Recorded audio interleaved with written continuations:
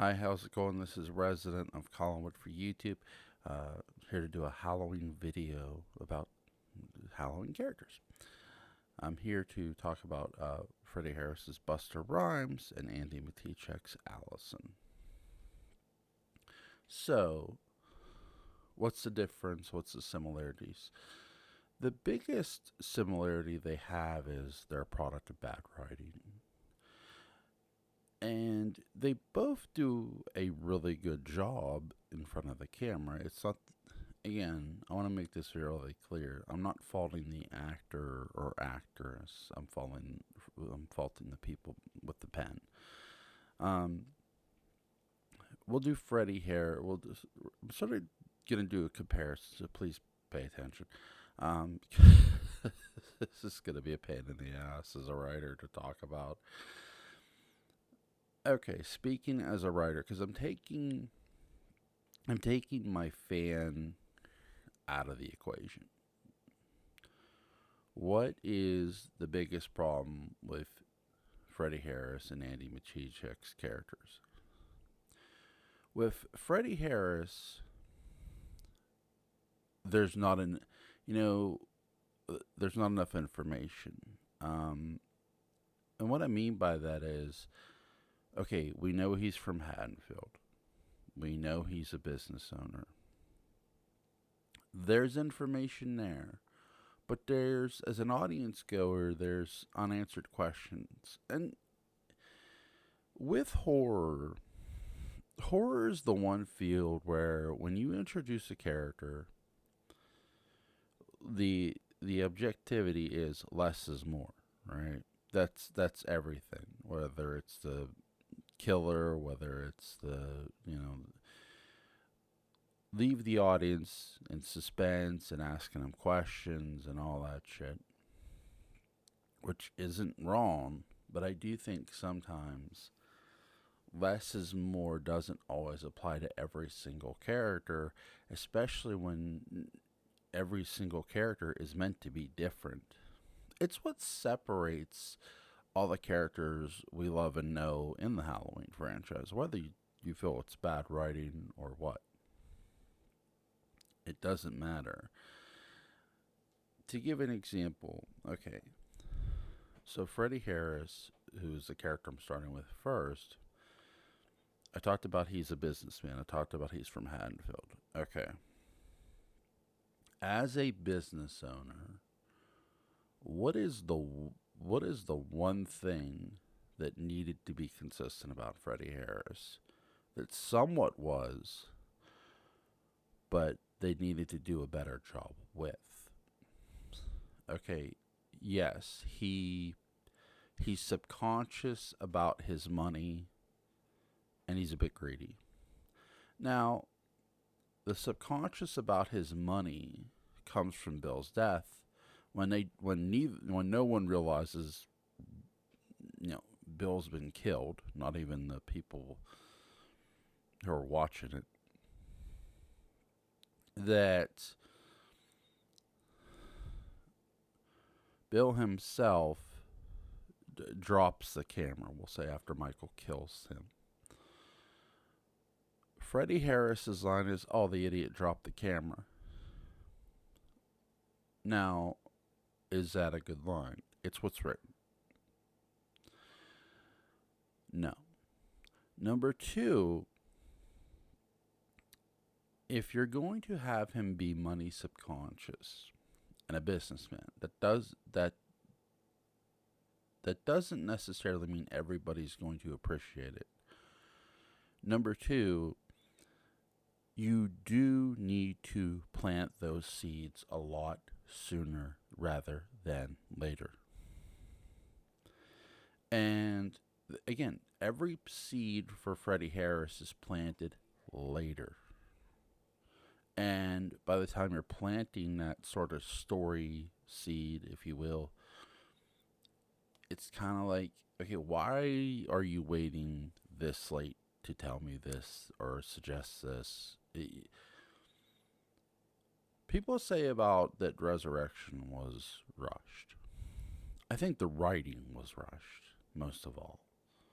because I can't believe somebody didn't step back and say, I need to sort of explain certain things about this character that are going to make the audience, or at least get the audience behind him.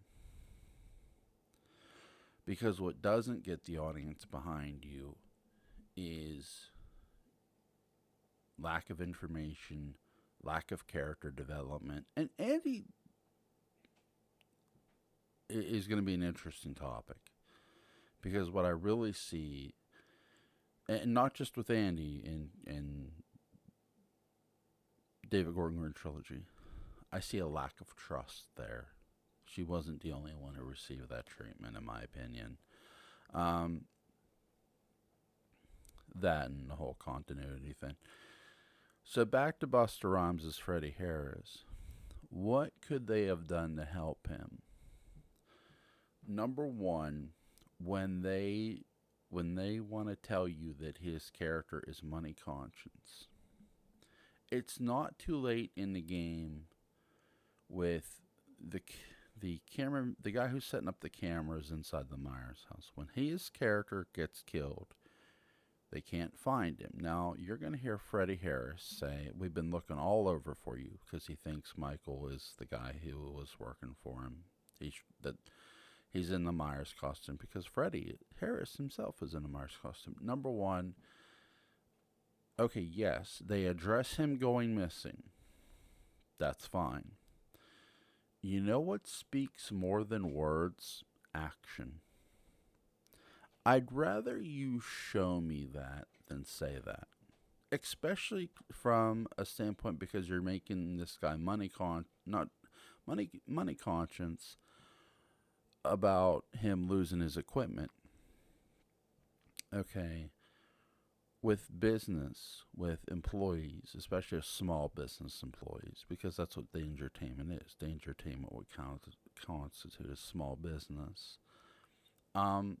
If you're unable to locate your employee whose paycheck you would have in your hand, and you can't find them to pay you, and they're with you, they're in the same town as you,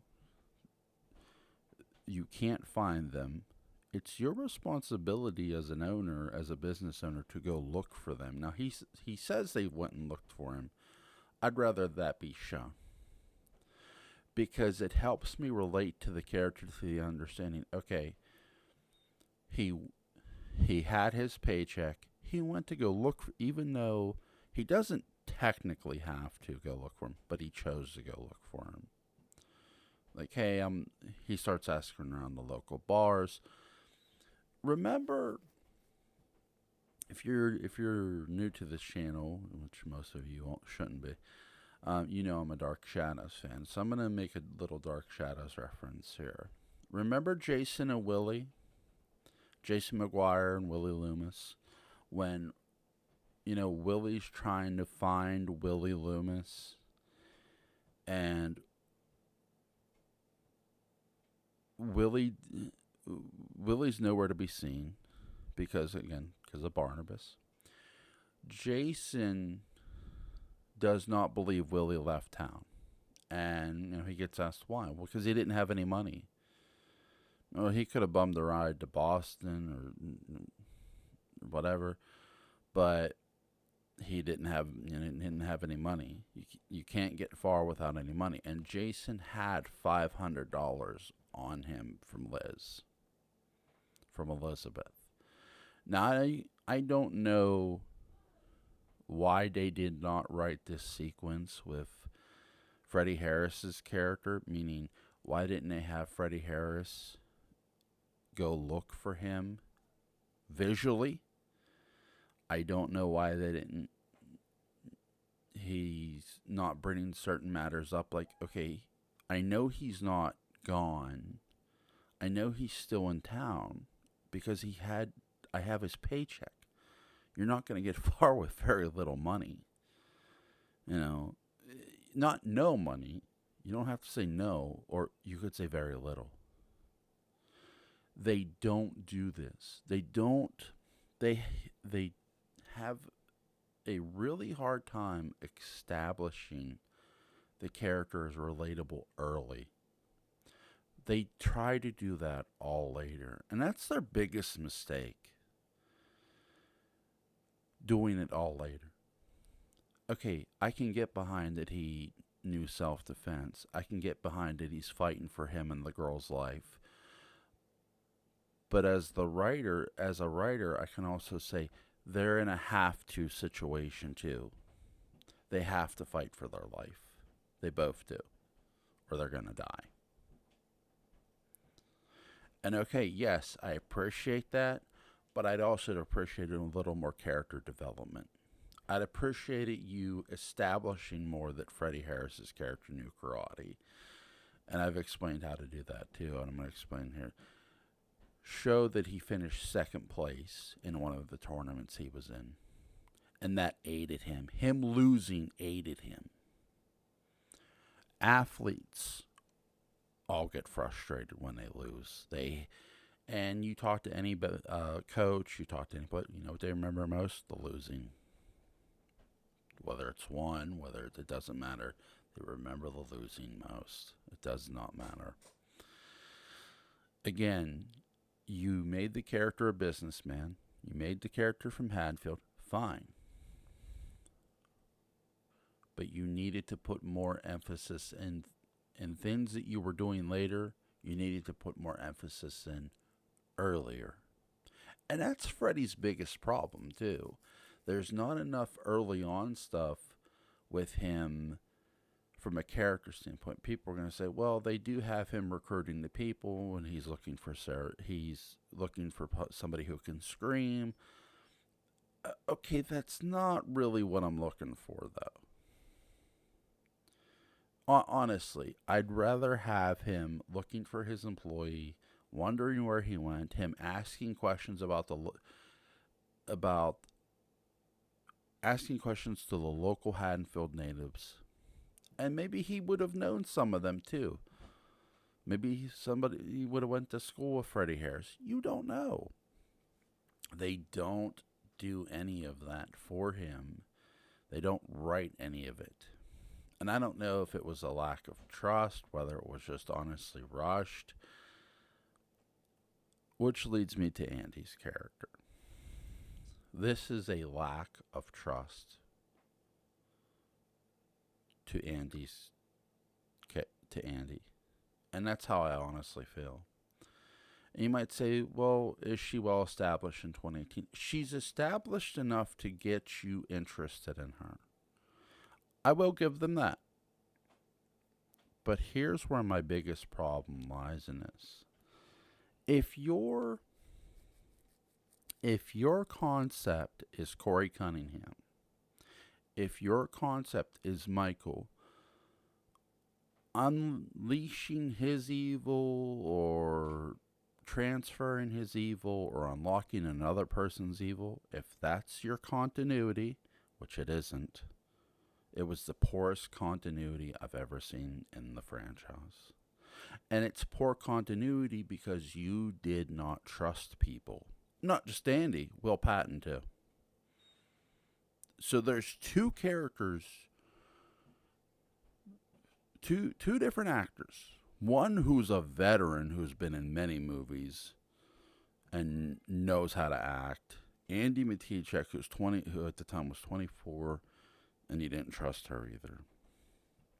And this is what I mean. So to give 2018, here's what you know about Allison. You know she's related to Laurie Strode. She's a granddaughter. You know she's from Haddonfield. You know that she won't be cheated on. By the way, that is the character's best moment in the entire movie. Not because she's never stalked by Michael. She's never chased by him. He doesn't pursue her. They don't show that the way John showed it in 1978. There's a gate protecting her. Michael doesn't even try to open it or break it down. Nothing like that. We have none of that. So there's no stalking of Michael and Allison. There's no, which really hurts that character. That's strike one. Strike two is coming later. But what I like most, the best thing they do for this character, I'm going to give another Dark Shadows moment. For those who have watched 1970 Parallel Time, when Maggie Evans walks out on Quentin, who is being abusive toward her verbally, who is doing everything to argue with her, and she chooses to walk out and leave. That is a moment as a person, as a young man who grew up with an abusive father, can really appreciate. Because I wish my mom would have walked out on my dad. I applaud Andi's character for walking out on her boyfriend who's cheating on her. No, not abuse, but it's effective because it makes you appreciate the character. The character has morals. The character has a standard, right? This is something they don't establish early enough with Freddy's character, right? They're establishing it in the movie enough because, again, there's going to be a sequel, right? This is also the benefit of Andi's character versus Buster's. Buster gets one movie. That's a problem too. When you have nothing to follow up with, and that's all you have of a character, they really should have put a lot more of their chips on the table with Buster's character. With Andi's character, there is some chips here. Again, I'll give them their credit, but they also didn't trust her. And here's what I mean. Michael does not unleash Sartain's evil. He doesn't transfer his own. None of that. Michael doesn't touch Sartain. And you could say, well, Sartain kind of touches me. Yeah, but there's nothing wrong with him. By nothing wrong with him, there's no... Remember Corey Cunningham's eyes? None of that. There's none of that going on within the frame of that movie in 2018. And that's a big problem. Now, could they have convinced you of it? Yes. Yes. There are two characters in that sequence. Other characters. Will Patton's character, Hawkins, and Andi Matichak's Allison. And here's the real problem here. Okay, I love Will Patton's character, Hawkins. I think everybody did. But he should be dead. He gets stabbed in the neck and run over. He should be dead. That's not... You're throwing logic out the window when you allow him to live. Yes, I even said myself, I wish they would have let him live. But I also knew by the end of 2018 that was probably an impossibility. Which left Andi's character, right? Well, it doesn't just leave Andi's character. It's Will Patton's character, too. Because they allowed Will Patton's character to live. I'll go Andi first, then I'll go Will Patton. So, if your concept, which this is why I call bullshit that it was never a concept. Corey Cunningham was never an idea. And transferring Michael's evil or unlocking someone else's was never an idea either. And here's why. I'll go right to kills. Andi is being asked, how did Michael find Lori? He didn't. Dr. Sartain took Michael to her. So we get that explanation. That's fine. But you know what we don't get? We don't get her saying, well, Dr. Sartain was acting strange. We don't get that out of that character. Again, a character doesn't have to specifically know what's going on. Because, again, that's part of suspense. It's... if she could have said that, if they could have trusted her with that dialogue, and they don't. They don't write it for her. That's not Andi's fault. That's David Gordon Green. That's Danny McBride. That's on their ass. They should have wrote that for her, and they fucking don't. And you all know it.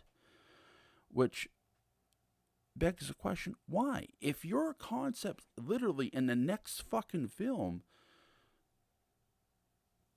is Michael doing something where he unlocks that kid's evil, whether it's he transfers his own, it doesn't matter.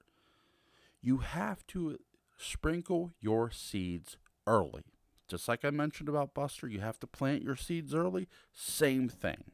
You have to plant your seeds early.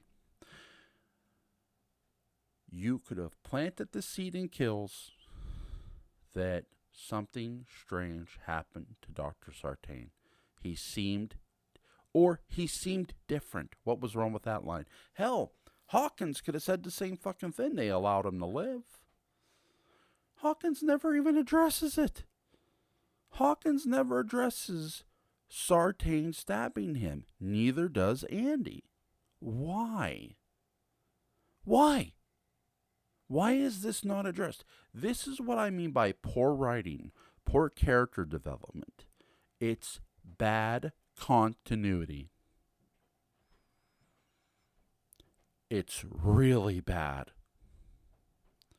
This is not great writing. This is why I won't own the Halloween trilogy, because that is shit poor writing. If your build up is ends, you did a poor job building up to it from a storyboard point of view, because there were characters you should have set that up through. Not just Laurie Strode. Michael, Will Patton, Andi. Michael Myers, James Hugh Courtney's character, Andi, Will Patton. Those are sprinkles, seeds you could have laid. Dialogue. Dialogue is important. Okay, you don't want to... I would have given them not showing a flashback. Take away that fucking flashback. People say the flashback is the best part of Kills. Yeah, because there's a lack of trust in other characters. They put the emphasis of Will Patton's character Hawkins shouldn't have showed you the 1978 flashback. First responder or not. It should have been through Sheriff Brackett's eyes. Or both of their eyes, really. Again, another lost opportunity. Back to the characters in question. That's what makes them bad characters. Not the people playing them, the writing. Because there's a lack of trust somewhere.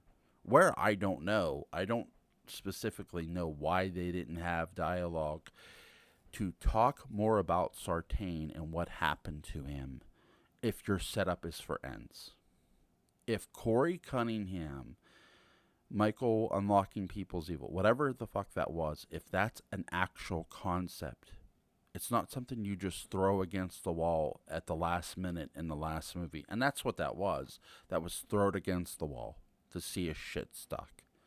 It didn't. Because it never made any fucking sense. Because no character mentions it previously in the previous two films. And that is sad. That is really... Especially when you had two characters who could have. Neither do. Neither mention enough about what went on in Sartain. Again, Patton's character, who's a cop, doesn't have to... Could he have said something happened with Sartain? Sure.